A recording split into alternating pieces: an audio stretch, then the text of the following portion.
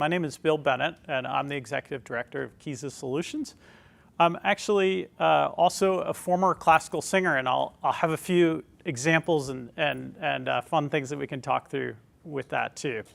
Before we get rolling, a question for the group. I was actually even chatting with Leslie before about this overall idea of software project management. So let's just think through this question together as a group. What can cause a software initiative to fail? Executive sponsorship.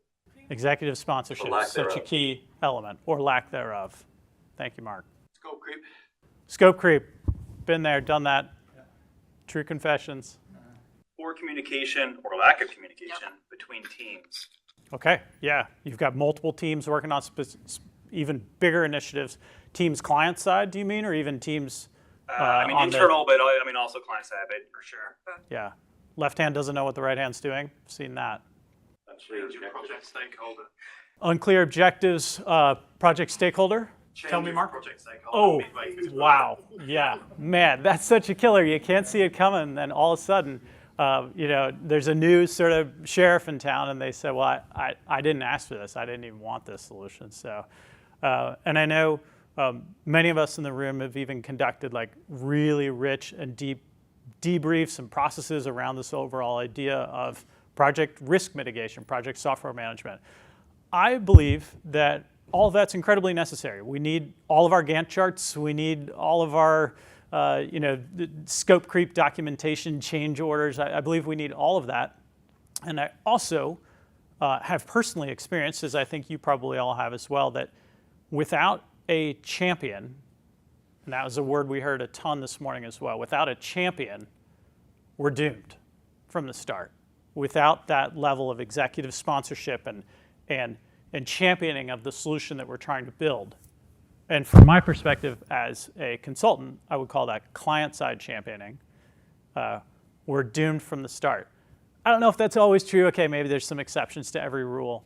I look at that champion most specifically as not coming necessarily from IT, and they're not necessarily coming from application development or project management. They come from the real world of the business, ideally, right? This champion, this persona, and we'll talk a lot about this today, of how to even identify these people or maybe even build them up into being that champion that you need them to be. If they come from the business world and they're there from the start to the finish, which is really impossible to guarantee, but we can try, our chances of success go way, way up. As promised, a quick story. So this was true. This was in 2013. Thankfully, my friend Wesley is just fine. But there was an accident on stage at the Chicago Lyric Opera. And that's me actually down in the lower right-hand corner, kind of with my hands on my hips, making a grimace, because it was scary. Thankfully, as I said, he's just fine. It was kind of just like some severe sunburn. That's all he really experienced. But we didn't know that at the time. So Wesley's job was to come on at the top of the second act in Der Meistersinger, this massive opera by Wagner. Cast of 1,000, orchestra pit filled to the brim, and even like an onstage band and onstage circus acts in addition to the chorus. Wesley's job is to take this this torch in his right hand and take fuel in his left hand and drink in the fuel and blow out these massive fireballs. And they go out and they dissipate. And you can feel the heat coming from those things, right? So there's a few of us who would often be looking up at Wesley just to make sure that everything's good, almost sort of breaking character. In the final dress rehearsal, the chorus took off faster than ever. Wesley's job was to breathe out those fireballs in the rhythm of the music. And I remember looking down at the conductor, who was a Frenchman, and he was down there and he was like looking all around of like, we are going off the rails. This thing is going down in flames. Sorry to use the pun. And so what did he do? He tried to keep everyone together, and he came with the chorus, and we got faster and faster and faster. So as Wesley's blowing these fireballs, all of a sudden, I remember the moment he did not have enough time for it to dissipate, and he took another drink of that fluid, and his mask and his costume lit on fire. So now what, right? So he's on stilts, He has fire in one hand, fuel in the other. He can't drop anything. So he's trying to put this thing out with his shoulders. And there's a whole crew of us on stage left that just broke characters. It's just a dress rehearsal. And we're like, get down here, man. Get down. Stop, drop, and roll. He's like a matchstick on fire. Thankfully, he had great training. He knows how to kind of fall gracefully. It's sort of like a giraffe falling. It was very strange. He really did not hit the ground hard. He just rolled right out of it. And we were ready to jump on him, but the stagehands hit him with a fire extinguisher right away, and he was just fine. So it's a vivid story, but the point is, how many of us have felt like we're on stilts with our hair on fire, right? If you remember nothing else, right? That we feel like we're on stilts with our hair on fire. We got this in one hand and that in the other, and there's nothing we can do, and we're stuck. And the moral of the story is we really need a great conductor. If you have a great conductor, all other ills seem to just somehow take care of themselves. If it's scope creep, if it's budget, if it's changing requirements, it's changing teams, poor communication, your champion will get you through. So what we want to do today is figure out how we can identify that champion. Number two, how we can foster design thinking. So we're going to identify the champion, we're going to foster design thinking, and then celebrate wins. Those are kind of the three keys to success with this whole idea of intrapreneurship. Thanks for letting me share that story, a blast from the past. So I've got 4 kids, believe it or not, ages 5 through 12. They're over at Hilton Head Island right now enjoying spring break without dad, so that's a little strange, but I'll be there soon. We had a delightful time actually living in Rwanda for 3.5 years. Those are my 2 oldest, Fred and Paul, and the Rwandans would call them Munezero Fred, which means happiness, and Paul was Mugisha Paul, blessings, and they are happy and a blessing to me. We have a hybrid model of our staff that we call Upshore. We actually started our first initiative while I was living in Africa, met an American-run coffee exporter who was actually using, of all platforms, Claire's FileMaker. And they said, we need you to come in tomorrow. We need help. We're managing inventory exposure. We're managing microloans out to 100,000 farmers and selling containers of coffee off to places like Starbucks and Pete's. So we need a professionalized solution. We didn't know how long we were going to live there, so we brought on a team of nationals. And fast forward, our team is about half here in the States and about half overseas in Africa. Here's our agenda today. So we'll dive into some more details now. Thanks for a bit of story time here at the outset. We're going to define what is intrapreneurship. We'll do a company culture assessment. This will be fairly interactive. I've got 3 case studies to walk through, and we'll get into the details of the motivations, and we've got an individual assessment that will hit us well, and then we'll end with kind of those 3 key takeaways. For those that are going to participate well, I brought along a few party favors, okay? So I've got a handful of books here, and I'll hand those out kind of a little bit as we go and at the end. Another question for you. What do we think of when we think of an entrepreneur? And what do we think of really when we think of kind of more of an employee persona, perhaps, or maybe even what an angry boss man would call like an employee mindset? Okay, help me contrast and compare these 2 things. Yes, please. Entrepreneur is someone who takes responsibility, and employee is somebody who has a responsibility. Okay, yeah, this idea of ownership, of owning it and grabbing that responsibility. Please, other ideas. How do you characterize an Tolerance for entrepreneur? risk. Tolerance for risk, a huge attribute of what an entrepreneur is, right? They're all in, and they're going to be putting in their own risk into the situation. Alice and I were talking about that last night. Yep. Like an eye for opportunity. Okay. Yeah. Yeah. There's like a savviness and a hunger, perhaps, proactivity with an entrepreneur. That's how you would typically picture them. Resilience to failure. I was reading about that this morning when I woke up. Yes, resilience to failure. I've heard it said that life is a series of opportunities for larger and larger failures, right? As you get older and older. And so, yeah, this entrepreneur is going to be this trailblazing, swashbuckling, sort of ever optimistic, hey, we failed, fail fast, fail forward. We've all heard that. How does that contrast perhaps with an employee persona? consequences of failure feel more risky or dangerous if you're employed. Right. Yeah, Your there job's might at be a stake. little, You know, your business is at stake, your job's at stake, but it feels something you have less control over. right. Right, yeah, there might be a little bit of caution, perhaps. I'm going to lead this initiative, but whose eyes are on it, and what is this going to mean for me? We've heard the acronym CYA, right? And we've probably dealt with that when we're trying to lead an initiative forward, and someone's very much in that kind of cautious mindset. They don't want to make waves, but we're the ones who are trying to drive change, whether you're an in-house developer or a consultant. Last idea, let's say. What else can we contrast and compare between entrepreneurs and employees? I think you have smaller scope as an employee, maybe not as much autonomy or ability to take risks as part of that. So, footprint.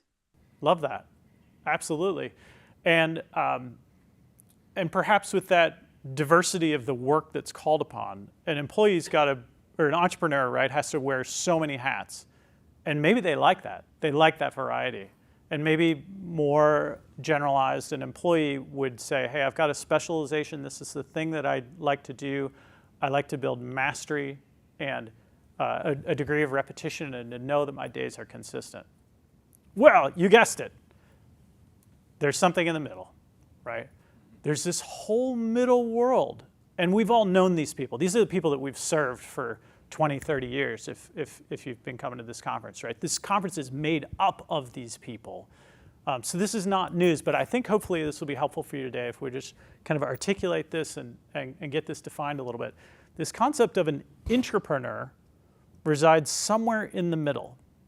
It can have a ton of formality to it, right? So it can be that we have a GM of a subsidiary and they own their own P&L, right?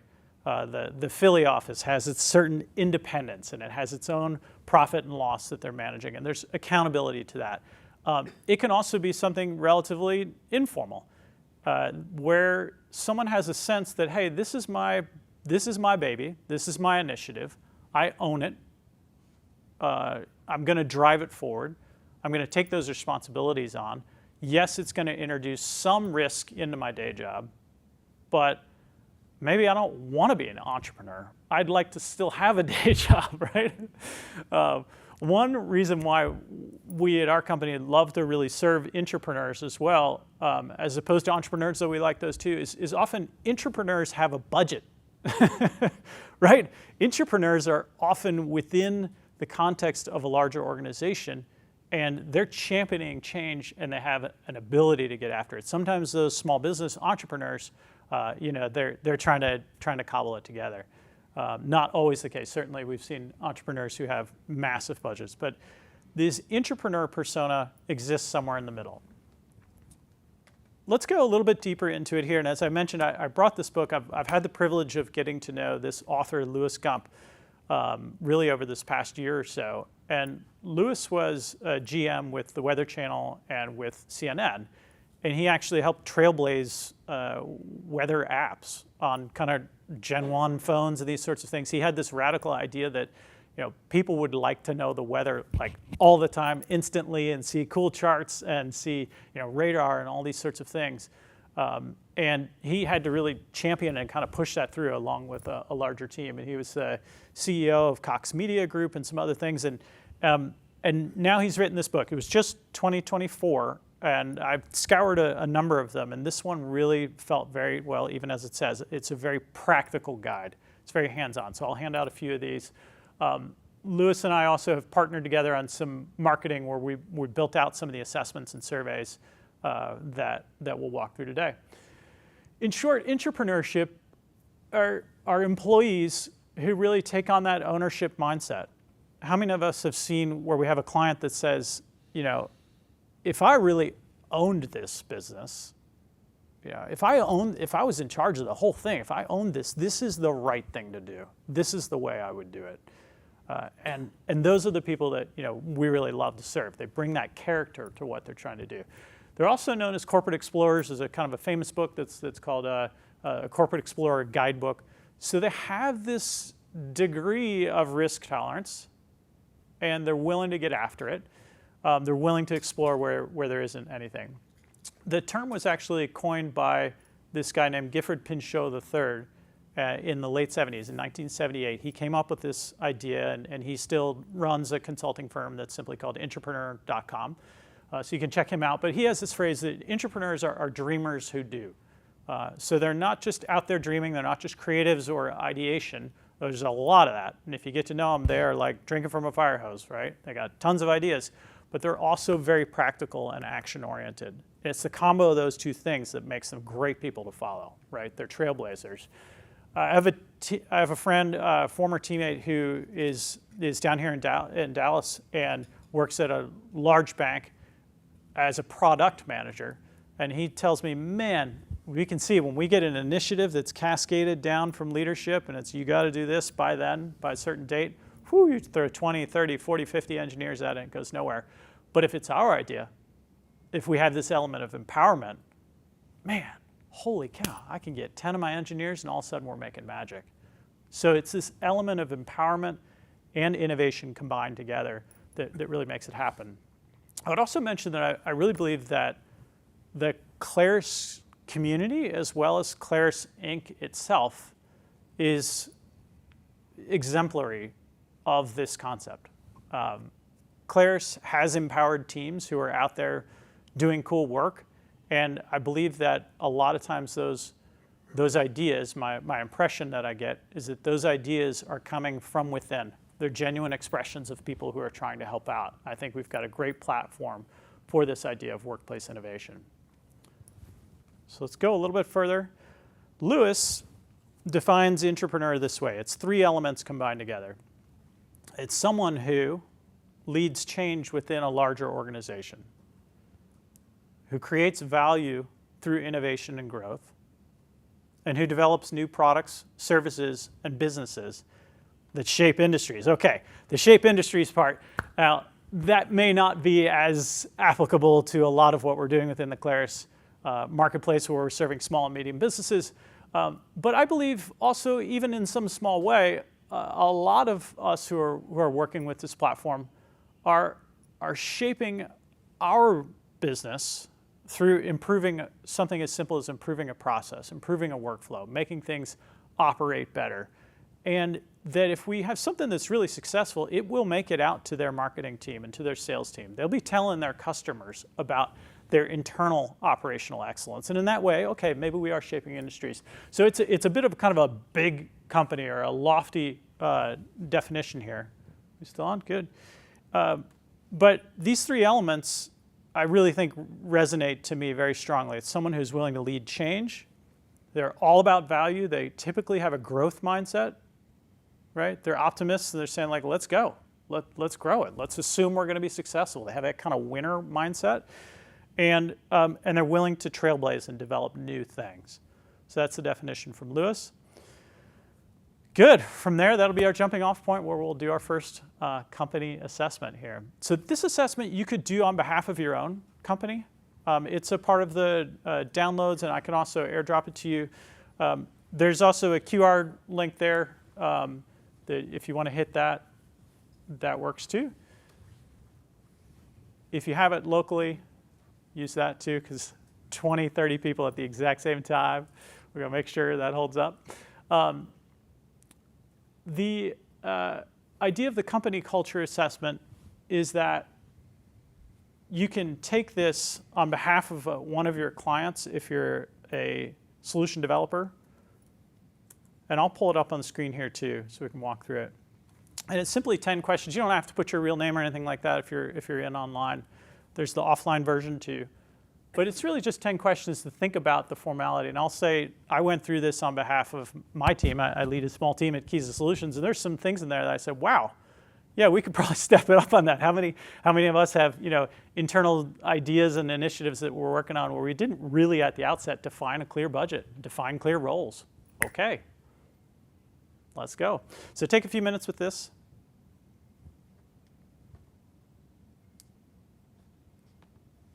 And let me know if you have any questions. I have a question. Yes, Allison. How did you come up with the questions? This really, I created this from having scoured some different books and yeah, used a little bit of ChatGPT on the wordsmithing categorization, and I ran it by Louis. Yeah, thank you.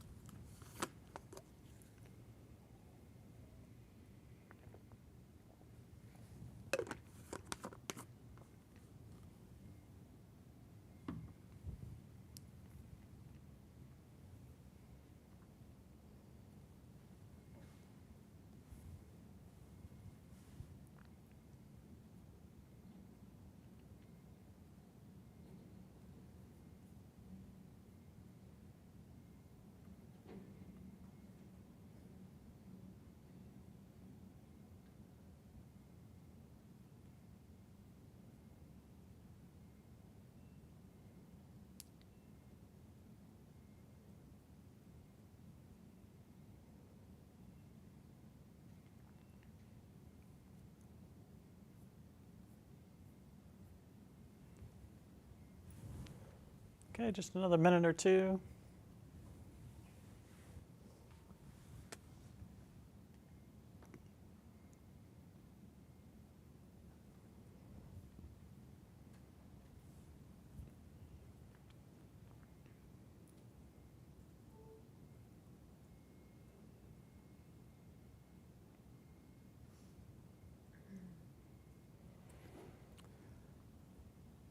Good. When you submit that in, you should get an overall percentage score.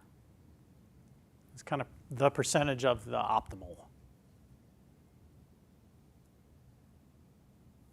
How many people are there-ish? Good to go. Okay. Looks like a few folks are still chewing on it. One more minute.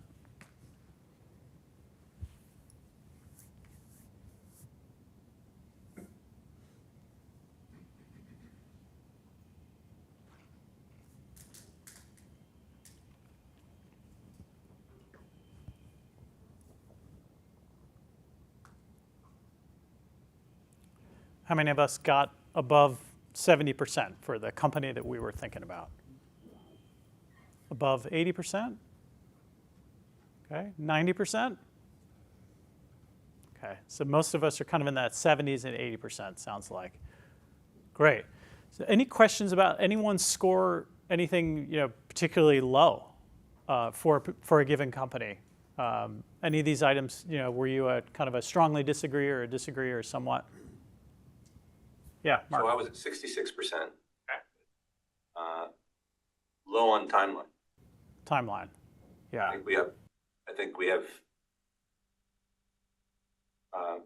think I have, but I think others also, we have high expectations of quick turnaround. Yeah. And things often take longer, especially when you're trying to do that around the work that you do for your clients to make money, to keep the lights on. So Absolutely. Yeah.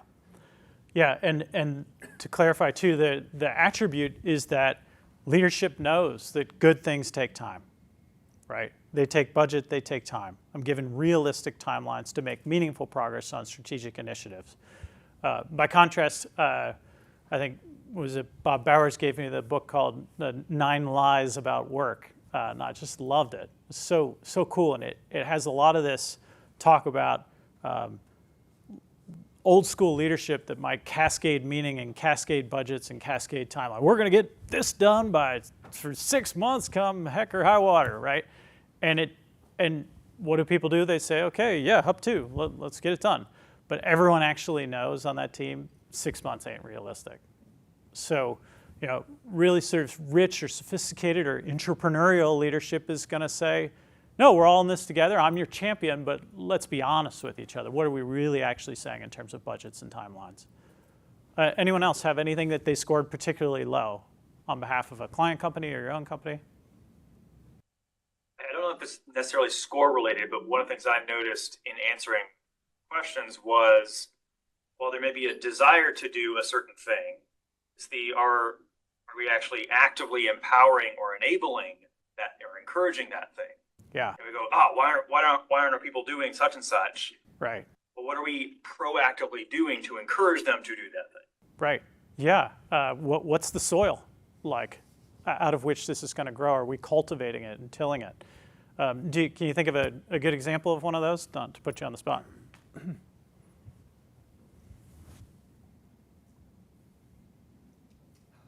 Not really. No worries.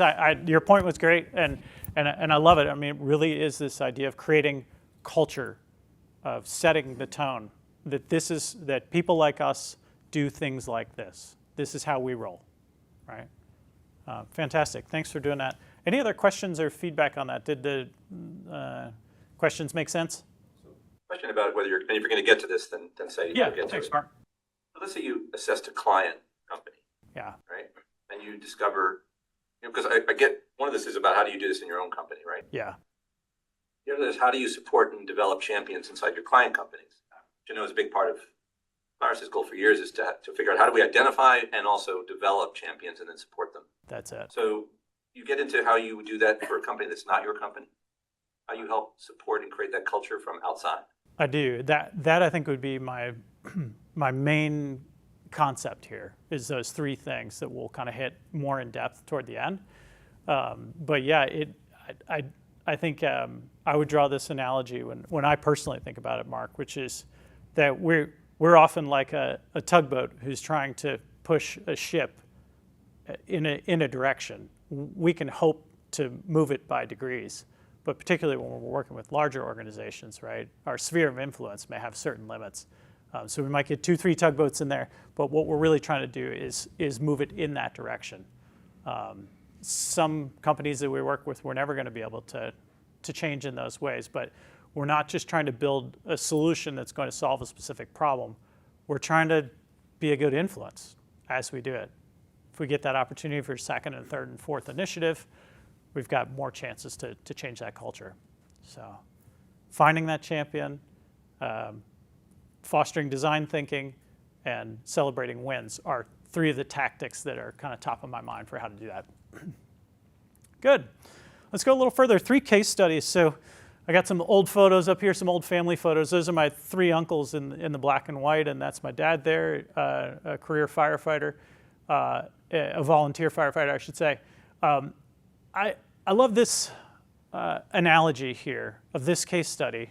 I was speaking with someone about it at lunch, one of my teammates, because we do not think of kind of the armed forces as being a great culture for sort of intrapreneurial activities for kind of bottom up, right? We think of this as very command and control.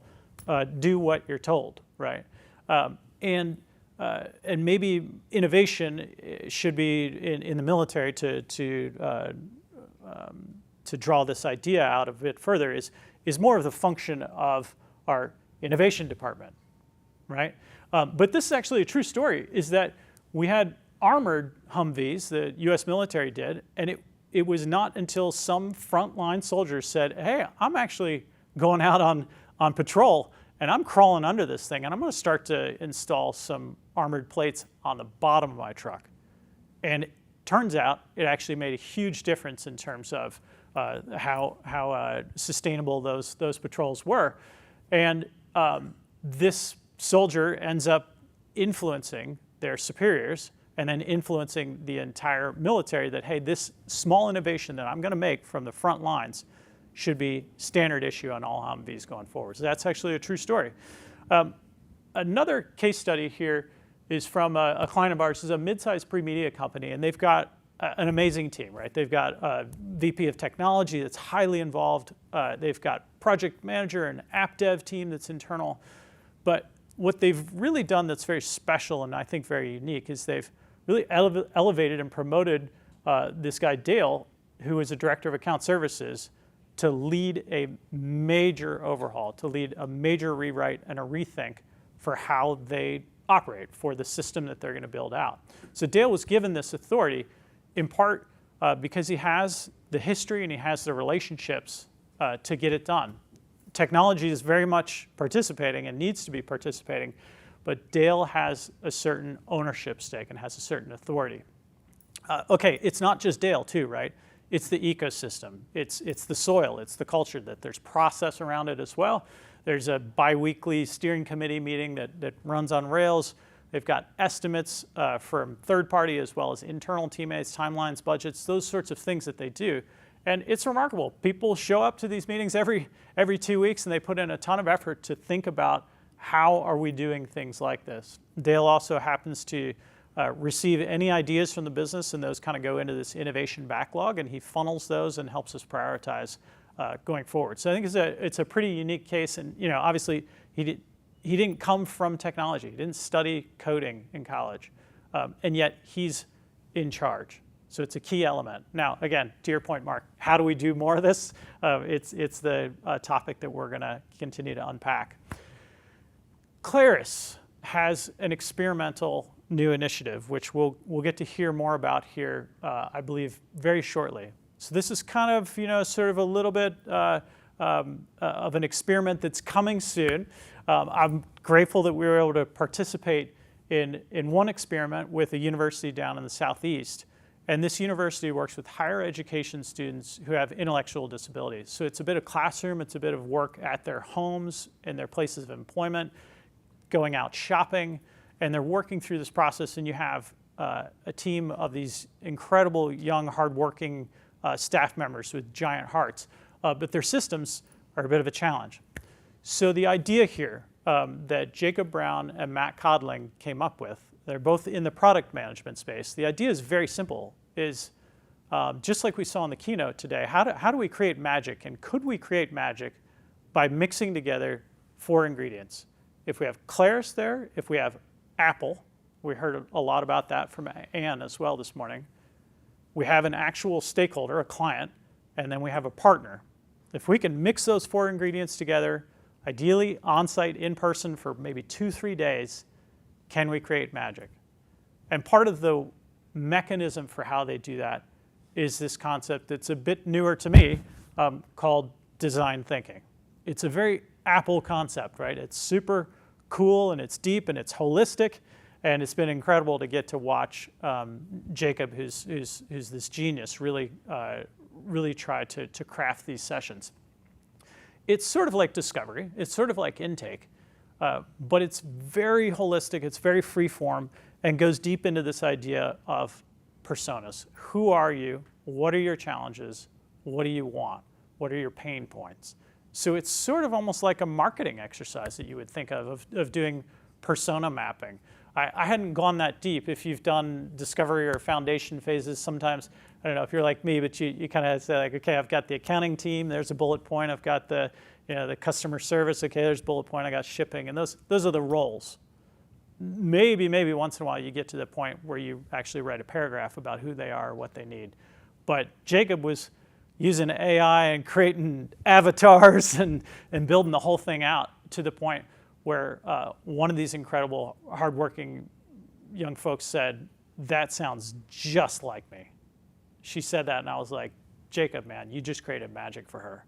She feels heard and seen and known in a really deep way. It was very powerful.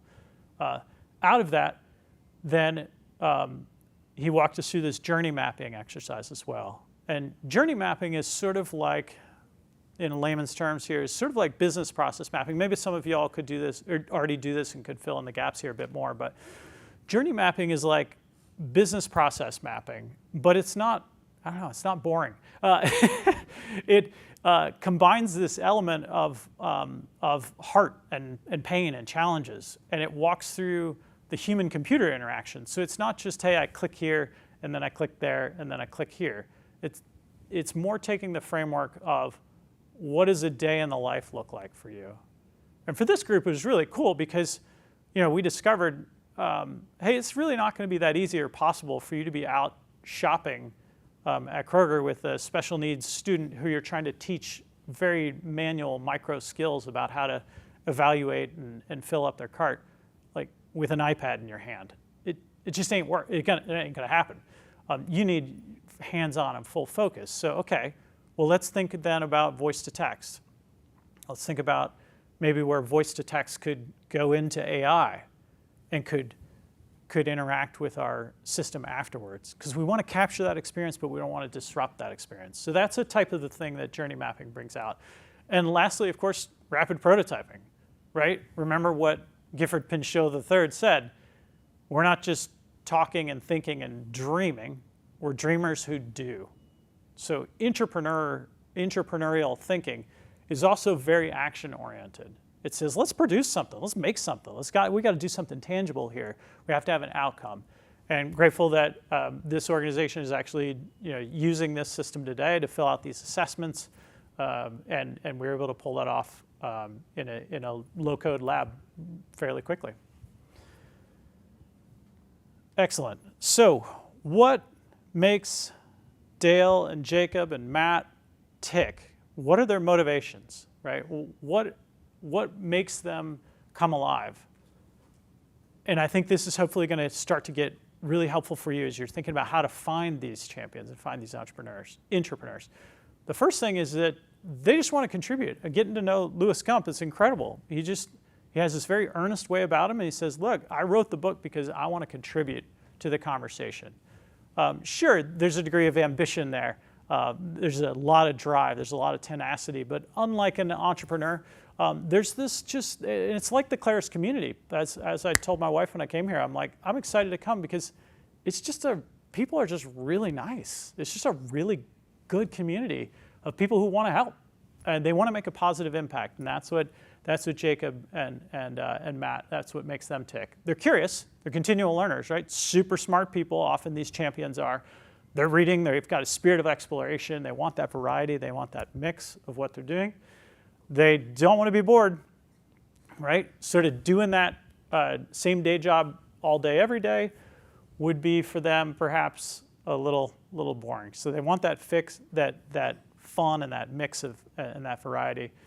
Lastly, as I said, they're not unambitious, right? So they want to have that skin in the game, and they know that if this pilot project goes really well, it's going to go really well for me. They're going to have that perhaps in their back pocket going into performance reviews as they're asking for a raise, or maybe even in some cases they could pin certain financial rewards directly to the outcomes of the work that we're doing. So it's a kind of a cool combination of people who want to be helpful, and then they also have a degree of ambition behind them. Leadership may object to your question from earlier, Mark. How do we move this? I think in some ways, if we're going to move this needle, we have to be ready for these objections. What you're talking about sounds cool, man. Let's say we go into a client or we go back to our day job and we say, we should build out some more culture around workplace innovation. Let's get really good at this. Well, that sounds too expensive. It might even be off mission or off values. How does this tie in with who we are, with what we're doing? That example this morning of the case study of that train in Japan, they were talking about mission and vision and values. It was so impassioned. I love that. There's other things that are going on. Innovation could be seen as an IT function, or just stick to your day job, because the things you're talking about might not actually work. It could all blow up. Might not actually go forward. So another exercise here: how do we address some of these objections? When we're trying to make a positive influence amidst doing a software initiative, how do we address some of these objections that might come from leadership? Think about it beforehand. Try and find a win-win solution to mitigate some of the concerns. Yeah, absolutely. Love that. Thanks, Allison. I think speed to value is a big component. The rapid prototyping you mentioned in the previous slide, I think, is one of the best ways, I think, to overcome a multitude of objectives, because the sooner they see results, the sooner some of these things become a non-issue. Yeah, absolutely. No, these champions, they like to roll. They like to roll fast. I totally agree with you. There's speed there. I know particularly we had one initiative that we proposed, and it had very aggressive rapid prototyping at the outset. I asked, why did we get it? And they said, because we're going to start fast and we're going to make magic. So I think you're right. I think management has got their reasons for coming up with these objections, and so we need to understand the reasons find out where we can get harmony and mutual understanding towards achieving their goals as well. Yeah, love that. Well, let's honor these. Let's talk through these. These are not foolish questions. You're right, and I do think building a culture that has workplace innovation to do something like a 2-3 day offsite. You're not wrong, management. It has risk. It has costs. These are very real things, and there's trade-offs. There's other things that we're not going to be able to do. What I can tell you is that if we are able to engage in some rich design thinking, we're going to have leapfrog innovations that are possible, not just incremental improvements. Mark. You need to try and help them see the return on investment and really put it to them. You're saving this much time. Intrapreneurs love metrics. They absolutely love metrics. You know, we're doing 250 jobs a day, and look, our goal here at leadership is we're going to get in an offsite for 2-3 days, but our goal is to figure out how we can double that number. So we're talking about practical, real-world solutions. We're not just dreamers. We're dreamers who do. Another way that might be helpful to kind of unpack this is thinking about a culture of workplace innovation. There's really two things at the end of the day. It's how innovative are we on this kind of x-axis here, and then how empowered are our teams on the y-axis. We all know, kind of businesses that are more in that commodity kind of price thinking. As Seth Godin says, if you're building a business that's based on low price, then you're in a race to the bottom, and the worst outcome is you just might win. Right? You just might win that race to the bottom. And we've seen they probably don't work too much with those kinds of companies, but once in a while, they'll call you and they'll say, can you save me some money? Okay, sort of. But you are going to have to invest too. I've definitely had a client that's also up in this upper left-hand quadrant where he'll say to me, man, every year management comes to me and they say, do more with less. They practice operational excellence. They've got a center of excellence, I should say, and he's kind of the GM. He's got high empowerment over that.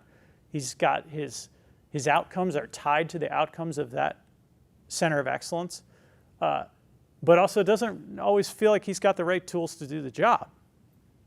So his hands are tied, and it can lead to burnout and turnover, as we know. And thinking of those objections, that can lead to some high cost. We also see this command center kind of persona out there in the world, is command and control that says, look, software and technology is an IT function. Leave it to us experts. And they may be right in certain cases that this command and control type of approach to technology might, in some cases, be faster. Maybe it's even, if you get it all right and you know all the stakeholders' needs and desires, it might even be more cost effective if you're right. How many of us have seen that time where you're trying to get access to the end user, and you kind of, it's like you have like a minder or something, someone that's saying, no, you don't need to talk to them. I already know. And you're dead, right? Because you need to get to that end user. So the upper right quadrant, management's not wrong. There can be some greater leadership challenges. It's just a better way. If your goal is to have breakthrough, if your goal is to have leapfrog innovation, if you want some incremental innovation, if you want to play it safe, command center type approach might work. Any questions about that? Or feedback or ideas? Just a comment that I think for me, when you talk about the command center, what pops in my mind are the handful of clients over the last few years who have come to the end of our discussion about how to start working with each other process. And they've invested in a significant amount of time in a document to reduce the time it will take us to do the design process with them. Like, I've saved you all the discovery time. Here's what we need. Yeah. And we've actually tried to communicate like that actually makes our job even harder. So now we have to unravel all of your preconceived ideas to really discover what your users need, not what few managers think the company needs, like a prescription. Yeah. We're here to diagnose and then prescribe, not just fulfill a prescription. Love that analogy. And that's like an easy clue to me that this is going to be the discovery just got more expensive. Yeah. Love that analogy of being the physician and we want to make a positive impact, and we're going to need certain information to really verify what we're trying to do. Not easy. Okay, we'll do another assessment here. This is our second assessment, and we'll go through this one relatively quickly. And you can do this for yourself, or on behalf of an individual that you think already is a champion for workplace innovation?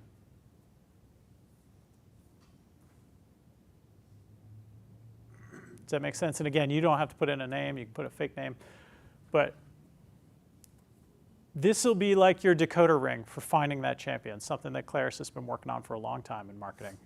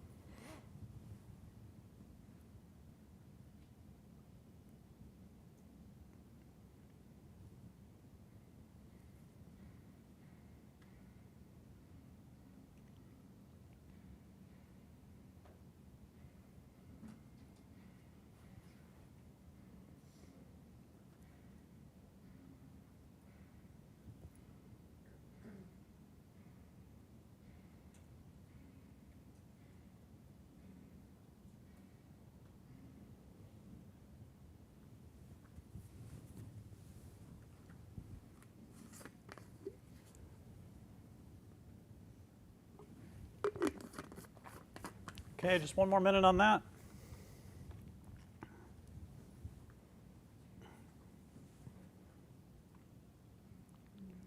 I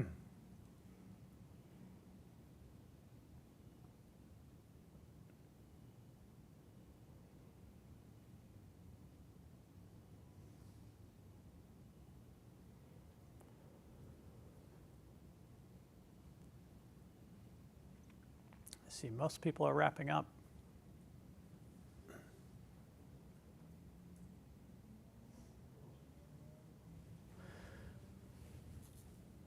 This assessment actually comes straight from Louis. This is from page 38 of his book.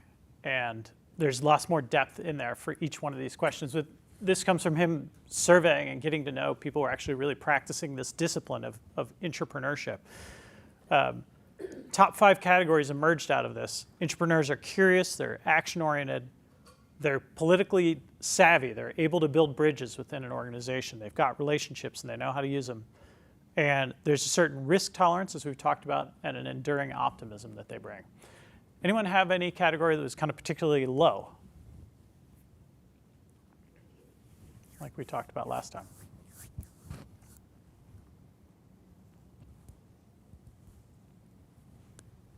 I can even pull this up.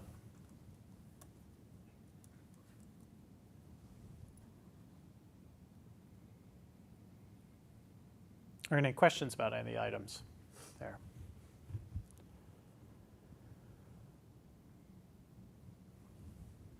I love thinking about following these champions that again, they've got high action orientation, but they're also high in humility and they're high relational as well. So they're get her done people, but they're also very respectful and humble and versatile and culturally aware. So it makes them just kind of great people to follow, right? As Mark mentioned, that idea of resilience to failure. Great. The ideal team player. Yes. Hungry, humble, and smart. Absolutely. Yep. Pat Lencioni, right? Absolutely. Love the table group, for sure. Okay, let's bring the plane down here. We've got 3 big takeaways that I've already mentioned. This idea of finding a champion and making a plan, fostering design thinking, and celebrating wins. 3 slides and then we're there. Okay, so the first thing is we want to know that our champion is our key to success and use our decoder ring and try to find them and get behind them. And they're not often within IT. They're going to be probably highly asking us for prototyping, and they may say, yeah, I've got all the rest of the budget and all the whole plans, leave that with me, but let's get started. Let's build something that's cool. We want to be helping them make sure that we're connected to executive sponsorship. Sometimes champions are going to be running and gunning. They're going to be sort of moving too quickly for their own good. Let's build a bigger plan here. Let's build a bigger case. Let's understand the other initiatives that are in play so we're not just kind of running into the fire to try to solve it. And let's also build a full team here. A champion, an intrapreneur, may be a little bit more kind of willing to go it alone. But we want to make sure that we're going to make them look really good, that they're going to be successful. So let's understand the full context of what we're trying to achieve within this organization. Number two, as we've talked about, is the idea of fostering design thinking. Taking the time, if possible, to retreat with your champion and with that team that you built up, so that way there's really like a magic moment. There's a big start to this. Mapping an entire conceptual data model beyond just what we're building can also be a key to getting to this idea of a holistic solution. If you're called upon to build a little surveying app that is going to do X, Y, and Z, well, help me understand how this is going to fit in overall. Even though that's not necessarily in scope, let's make those dangerous questions about understanding the full context as a part of a comprehensive foundation phase. Let's build personas that resonate so we can get to that concept of like, that sounds just like me, like that woman had in the Southeast. Let's do this journey mapping thing where we're going beyond just system process mapping or documenting business rules, but we're really understanding that day in the life of our end stakeholders. That's going to help our champions be that much more successful. And like Apple encourages their teammates, let's get people up on the whiteboard, get them drawing, get them sketching.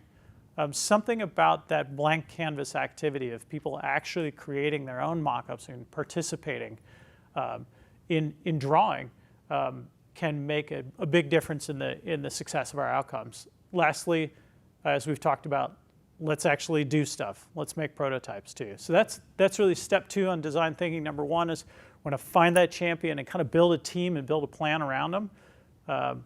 Number two is we're going to foster design thinking, which takes time, takes an investment. And number three, I was blown away with how Jacob and Matt did this out of our Claris Design Lab. I would love to ask them, but it seemed like almost equal parts of effort. Okay, there's some effort building up, there's some effort to get there and do the thing, but then a lot of effort afterward to document it, to build the whole deck, to shop that around the rest of Claris and say, look, this is what we accomplished here together. Claris often likes to talk about this idea of 10-click demos. Ideally, we as the solution provider should equip our champion with those demos. We want to put that in their hands, so it's in their language, whether it's 10 clicks or it's 10 screens, whatever it is. We want to support our champions and not kind of try to be the hero ourselves. We want to give them the demo if possible, and that can lead to a neat residual effect. Taking the time to document our findings, doing things like post-project debriefs, and as we talked about, finding those key metrics. If we can really prove inside of our data, just even looking at timestamps and record counts that like, look, things have actually changed. We're doing 20% more jobs. Or I can see between step A and step Z, we're actually saving some time. If we can equip our champion with those key metrics, then they're going to use it with executive leadership, and they're going to look good. And that is one of those big ways that we can be that tugboat that's going to start to influence that ship in the right way. Let's get after, let's measure actual budgets and changes and failures. Let's sort of be that impartial advisor who can take a clean look at everything that happened, the good, the bad, and the ugly. And lastly, let's find that larger storyline. If the storyline is within sales or marketing or operations, we're not just building a solution, but we're actually building a process that's going to continually improve. Like we talked about a lot this morning in the keynote. Remember on that slide with the big sort of exponential curve, that top right corner is where we want to get to, where they literally said the words, where we can help change the culture so that way our constituents look at continual improvement as a part of their everyday. It's their mindset. And I think a lot of our clients and a lot of people who are calling us on us to build solutions, their present day mindset is not one of continual improvement, and that's what we want to try to get them to. So that's what I have for you. A couple more just last things here. I've got an interview out there with Louis and on our blog. I also attended this conference online for those that are interested in going deeper called the Global Intrapreneurs Institute. Dr. Irene is a hoot, and it was a really well-run online conference. A few other books that I'd recommend as well beyond Louis's book. Last thing I would say is that I just personally love doing this. I prep hard as I can. I try to bring as much as I can to it. So please, if you don't already have the Engage to Go app, this is your first session, grab the app and please give me some feedback in there. Hopefully good, and come talk to me afterwards. I've got some books for those that are interested. I think I've got 9 or 10 or so lots of party favors here. That's what I have. Thank you so much for coming.